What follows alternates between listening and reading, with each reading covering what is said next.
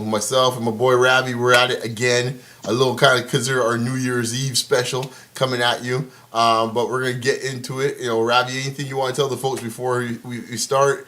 A little resolutions, what you thought at the end of the year, and we'll get straight into Christmas Day, man. Hey, man, I'm just counting down the months until May. We're April and May we're waiting for playoffs right now. Yeah, you're right. Because usually Easter's the holiday. In this case, it triggers a lot of NBA talk. In this case, he wants to see what's going down. But exactly, I'm anxious to get to business, man. Exactly, yeah, for sure, man. So we'll go into Christmas Day. Just gotta summarize our thoughts on it. Why I took away from the 5 games? I mean, Knicks Washington, not much to say. The Knicks are a hot mess. That's gonna get uglier before it gets better. Here's why I would take out the games. The league needs to look at flex scheduling. They really need to look at flex scheduling. Yeah. Have a game or 2 extra that's playing that day so you can mix those in or something like that to rotate, because like having the Lakers, I know, and having the Knicks are kind of traditional teams on there. But man, like I'm watching 25-point blowouts by the third quarter. What sense are we even having that on there? Like, come on now. Yeah, so I totally agree. I totally agree. I mean, from a marketing perspective, they're trying to get the 2 biggest markets out there. But right. You know what I mean? If the teams are not good, in this case, which they aren't, right? Hey, they really have no business being on that, true, on that type of platform. It's also tradition, too. The Lakers are almost always on Christmas Day. The Lakers usually are, but I mean, for the most part, they're usually relatively good. Yeah, true. And the Knicks are almost always on Christmas Day. There was a little stretch a few years ago when they were on, but the Knicks are usually on Christmas Day. The Knicks are usually on. And the Knicks are not usually mediocre to bad in this case most of the time. Even the 80s and Hubie Brown era, they were mediocre, but you'll still find them on TV. And I thought they used to play pretty good in New York on Christmas Day. But it's just... Yeah, flex scheduling, please, man. The NFL. Yeah, we gotta look at some scheduling there. Yeah, look into it, NBA. Look into it. I mean, New York fans, the Christmas Day game, Carmelo scored 34, and that was about it. That was about it for you guys. Washington out-rebounded them 45-36, and that was the 102-91. I mean, exactly. There's not much more. I mean, it was interesting. We'll see. Golden State might be going through their first little bit of, adversity. So we'll see how it all plays out and see how the Golden Boy handles it, Steve Kerr. Overall, no, I think they just partied too hard in LA because remember they played the Lakers the game before that, yeah, right? That's right? So they were in LA a good 4 or 5 days. That was a ESPN NBA lockdown podcast. That theory. That was Amin, or if it was Izzy Gutierrez, but one of the two of them mentioned that point. Man, bookend on the 2 LA games. When in Rome, do as. Well, I don't blame you, Golden State. Well, I think it's Amin. He said that's usually the one time of the year where the families can come. Yeah. So it might be more that might be the issue. So you have kids and children kids and wives or girlfriends that, let's face it, man, when you're hanging around the family, you're not focusing as much on what, the task at hand. So to your point, it's social for sure, but I'm not sure if it was partying so much as it was family related. And all of a sudden now you're running up to go and get stuff for grandma coming by and auntie so-and-so and this and that might be in town, especially for a team like Golden State, or San Francisco, where I'm sure they have family. A lot of these guys have family in LA, from North and South California, that they have a lot of different family members hanging around LA. So I wouldn't be surprised. Listen, you know how it goes in the holiday season. Hey man, I know how it goes in the holiday season, but they got a lot of other stuff in LA that they don't have in San Francisco too. So I'll leave it at that. We'll chalk that up to the single dudes, man. All right. But that was a good win for the Clippers. Yeah. They beat them 100-86. Solid win. It was a surprising blowout. Mm-hmm. Especially after they lost to the Lakers the game before that. I thought Golden State would have came out a little bit, with a chip on their shoulder to a certain extent, not wanting to go 0-2 to both LA teams, but the Clippers came out and they had a good performance on Christmas night. They had a good performance, big win for them. Yeah, I'll just say this before we kind of sign off here, man. Wade turning back the hands of time, as I said before, like old R. Kelly song. I mean, wow. The dunk made me laugh because, as I told you, I don't even think Kevin Love thought that he could jump over at this stage of the game. He had this look like, whoa, wow, who was that? He had the to get a license plate on that one. Exactly. That definitely looked like the 05, 06 Wade version coming up there. But it's interesting. I mean, he had that was his second game of the season, over 30 points. Well, it's a pride game, right? Yeah, that's what it comes down to. I had no doubt Wade was going to play probably arguably one of his best games of the season. Yeah, it's purely on pride. He'd probably be like stink for the next 2 or 3. But to be fair to Wade, his numbers have been pretty strong this year. Like, they have been pretty strong. Yeah, you know, he was holding that performance in the chamber. He was holding one in the chamber for that game. Right? Yeah, for sure. 23 points a night, pretty much shooting 51%. I mean, people can say what they want. It'll be interesting. I won't get into it, but All-Star decisions will be very interesting this year. Because I think Miami's going to cause a lot of issues with certain teams that are ahead of them. Yeah. Depending when Bosch gets back, it could get very interesting. Anyhow, man, on that point, let's move on here because that's going to lead into our discussion of the day. So you would notice in our previous segment, we talked about the Christmas games, and the one subject or player we did not mention during this Christmas holidays, was, which you would think be arguably the best player, arguably is the best player in the game. He's not playing like it at the moment. I'll put that out there at the moment. But LeBron James, not mentioned in the discussion because we're going to dedicate this segment here as a little bit of a retrospective with LeBron's 30th birthday. I think this is getting taped on LeBron's birthday. We are taping and recording this on LeBron James' 30th birthday. And he's Atlanta.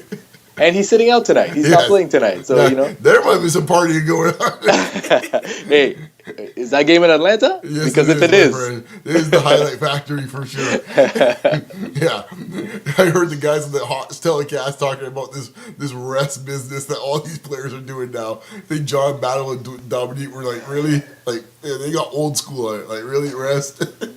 Hey, well, I talked about that at the beginning of the season. Yes, but you did, man.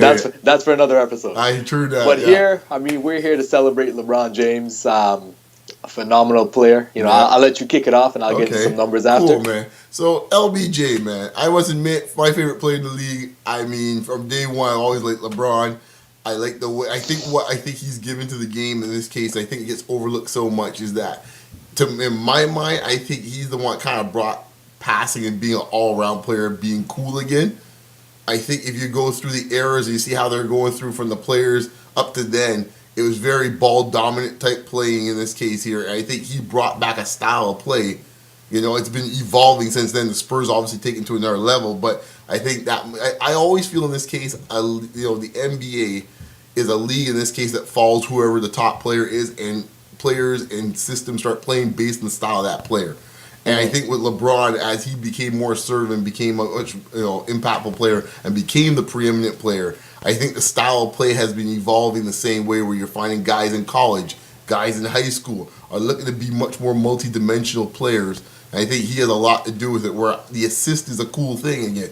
Yeah. All of a sudden you see Chris Paul with the ads and stuff like that. I think that whole type of sharing the ball, and I think he looking to be a willing passer, I think is one of the best things I think has come out of him being as part of the league. I think secondly, the fact that he's created a whole avenue. Don Nelson used to have small ball, but it was almost a gimmick when Don Nelson used to throw in there. But now it's become an integral part to a lot of teams' attack. They have small ball lineups and stuff. I think LeBron James had a lot to do with that. Obviously, especially with his time in Miami, playing pretty much the 4, playing 5 sometimes. I think all these things are these evolution. You talk about transcendent players, that change the game where rules are being changed, philosophy being changed because of them. And I think LeBron's one of those players. And I think he's going to go down as one of the 10, maybe 5 best players that ever played the game. In my mind, he's the best small forwards ever played the game already. No disrespect to Larry Bird or anybody else that played small forward before him. As far as I'm concerned, when it's all said and done, he'll be a top 5 player. When it's all said and done, I think you're going to give some numbers about it. But I think those type of things to me, I think makes LeBron special. I think he's the only player that I can think of in any sport besides Tiger Woods that has much hype coming into a situation as a professional and delivered. Like, I ain't talking about, and beyond our wildest dreams, I ain't talking about someone just saying, yeah, he's an all-star player, he made 4. I mean, like, delivered and then some. He's the only other dude besides Tiger Woods. I mean, you can think of anyone, Michelle Wee, stuff like that, others that kind of had some stumbles out the gates and stuff like that, but LeBron was from day one, boom, triple-double, here I come.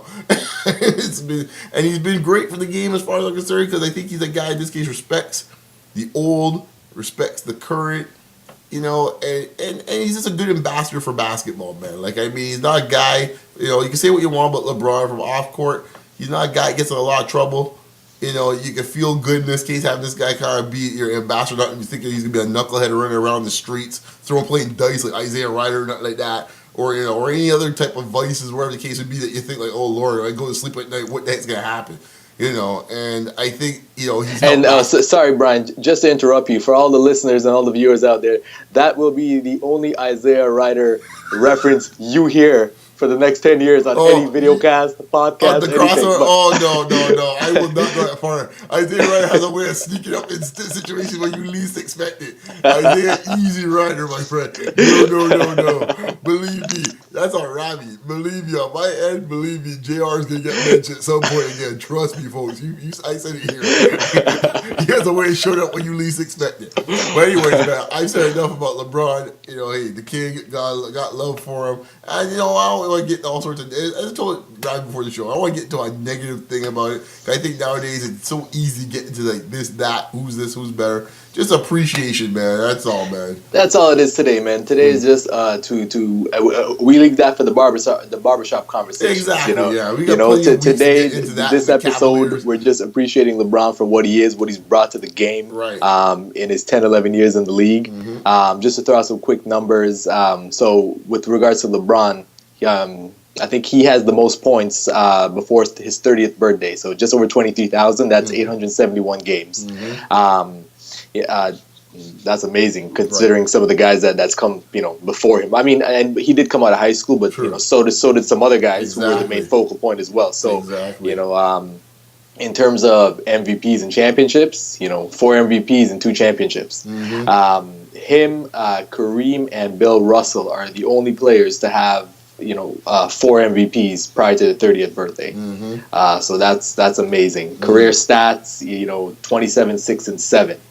I mean, that's insane. Exactly. I mean, those stats, numbers don't lie. Check the scoreboard, as your boy would say, Brian. I mean, exactly. Hey, you got that right. And the thing about those numbers, I mean, and even the season stats. The season stats right now are 25, 7, and 5. So as bad as he's playing, that's the scary part. That when LeBron's off is like 27, 5, and 7, and we're like, it's an off year. it's like he's not really playing that well. It's like, holy cow, man. But I think the thing is, too, which is scary with some of those stats, I think you could make a case it's possible if he stays healthy. And he could be the top 10 in points, in assists. Rebounds would be tough in this case here. I think he's got to go out I think rebounding is always a harder one. Yeah, I mean, but points and assists?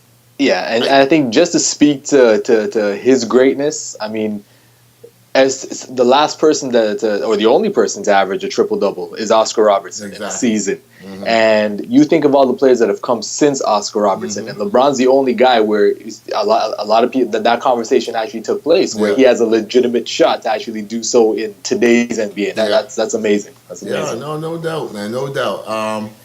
I don't know what else to say about about LBJ the King. Yeah, it's a bit of a love fest today. You can say so. I know we might get some heat about it, but hey, man, it's all good, man. It's his 30th birthday. We gotta look back and you gotta appreciate the greatness when you see it. Exactly, whether you like him, whether you don't like him, whether you think this one's better, that's irrelevant today. We're just appreciating the skill. But I'll leave you guys with a couple of the goodies. So right after you look at us, and make sure you look at us first, go on to YouTube again and type in.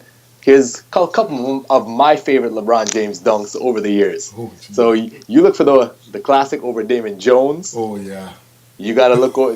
There's one. Oh, jeez, I remember that one. Was it one Boston, Jason Terry? That's on my list as well. Jason Terry's on the list. Yes. There's one against Dallas, against Jan Mahimi. And Jan Mahimi's a guy who just loves to talk, and I enjoy it when anybody dunks on him. But LeBron came and put the hammer down on him on that one. You got to look for one that he did, I think, last season or season before. Type in LeBron over Ben McLemore over the King. And he brought it down on him. Oh, my God. There was that Sunday game against the Bulls a couple seasons ago where he came baseline and he literally jumped over John Lucas's head. Yes. So you got and don't forget about Kevin Garnett in the playoffs. Oh yeah, Boston. Oh yeah, where he just came down and I mean, if you dunk on Garnett, Yeah. Oh yeah. Slow clap on that. Slow clap, LeBron. Yeah, Slow clap. the Garnett one's arguably my favorite one. That one, the Jason Terry one. I love the Jet, but that dunk that was nice. But yeah, the one Garnett was. And just, it meant a little more because both of those came in the playoffs. Oh yeah. It came in the playoffs, and you may like the Jet. He talks a little too much for my liking. He does talk a lot of trash. And I didn't hear. I don't think he spoke since that. No, To be quite honest. But that dunk on Garnett was one that was quite satisfying for me. But I was like, it was like hush your mouth. Exactly. But, exactly. I mean, he's had some great performances over the years. I mean, you look. I think that if you want to take it way back to his Cleveland, his first run in Cleveland. That's the one I was going to bring up. Yeah, you go against that Detroit series. Me as a Pistons fan, that was where I started to believe, and I bear witness that day on that. Because I was like, no way he's beating us in the Palace. And I watched. I sit there in my room watching. I said, I can't believe. I said, I've never seen that before. Like, we tease and joke about other players being like, one guy beating us. And I've seen it a few times with Jordan where you can say one guy beating a team. Yeah. But I literally saw one guy beat a team. It was unbelievable. It was when the run was happening, I hadn't realized it fully that he had scored like 25 straight points. And all of a sudden, 25 was it? Yep. Yeah, exactly. it's still in my brain, man. It was like unreal. I just knew he was putting up points, but I didn't realize that much till the stat came up. It was like unbelievable. Man, the 25 straight points, and to do it against that Pistons team at that time, arguably the best defensive team in the league at that time. Holy cow. My God. Wow, it was definitely one of the best player performances I've ever seen. Man, no doubt. I mean, you had cramp game against OKC coming up big, Game 7 against San Antonio with an unbelievable score. The triple-double put in Boston, even though they lost the game, I think it's one of the best games he ever played. I never seen, I think he was in beast mode from the moment he started. It was unreal. He's had some unbelievable games and some I would say some 2K stat lines, like stat lines you see when you're playing, playing 2K. Like you sit there like you serious? 36, 15, 18, like really? Exactly. Like really? So you know what? Hey man, we give it up to the king today. We give it up to LeBron today, and like you said, to your point, I mean, it's a guy where you don't hear about him getting in trouble off the court. Right. He's a good ambassador for the game, for the league. So enjoy the day, LeBron. Exactly. We'll be back at you next week about your Cavaliers, man. We're getting lit up last time I checked. Anyways, we'll leave it. Not we want to get too negative. It's the holiday season. It is the holiday season. We'll leave it at that, folks. We'll talk to you next week, man. Happy New Year, people. We'll talk to you guys in the new year. Where can the good folks find you, man? At Mr. Ravi_Porvita. And you can find me at Beyond Locker Room, short form RM. And all right, man. Once again, as Ravi said, man, Happy New Year to everybody, man. Stay safe. Deuces.